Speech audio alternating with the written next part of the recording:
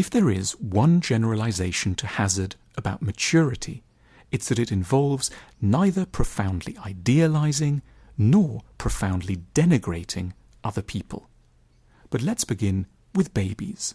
The pioneering mid-20th century Viennese psychoanalyst Melanie Klein famously drew attention to something very dramatic that happens in the minds of babies during feeding sessions with their mothers. When feeding goes well, the baby is blissfully happy and sees mummy as good. But if, for whatever reason, the feeding process is difficult, then the baby can't grasp that it's dealing with the same person it liked a lot only a few hours or minutes ago. It's simply filled with rage and hatred.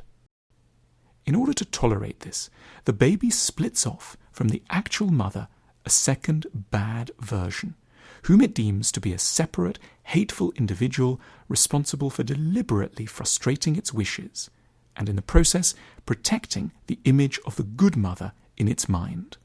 There are, in this baby's mind, two people at large, one entirely good, the other entirely bad.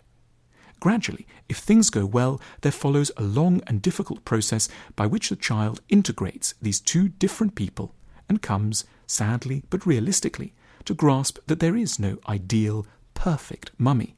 Just one person who's usually lovely but can also be cross, busy, tired, who can make mistakes and be very interested in other people. It may be a very long time since we were being fed as babies, but the tendency to split those close to us is always there, for we don't ever fully outgrow our childhood selves. In adult life, we may fall deeply in love and split off an ideal version of someone in whom we see no imperfections and whom we adore without limit.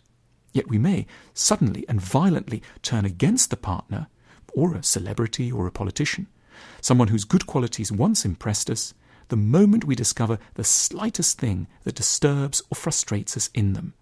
We may conclude that they cannot really be good, since they have made us suffer, and the only logical verdict, we believe, is that they must then be appalling.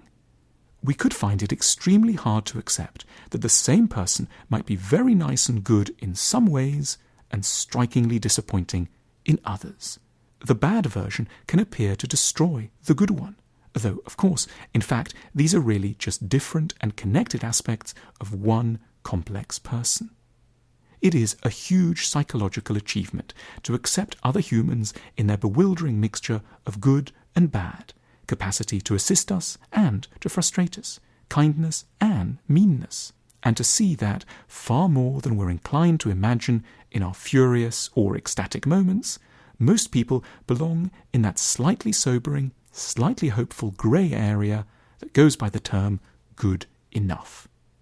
To cope with the conflict between hope and reality, our culture should teach us good integration skills, prompting us to accept with a little more grace what is imperfect in ourselves and then, by extension, in other people. We should be gently reminded that no one we can love will ever satisfy us completely, but that this is never a reason to hate them either. We should move away from the naivety and cruelty of splitting people into the camps of the awful and the wondrous, to the mature wisdom of integrating them into the large collective of the good enough.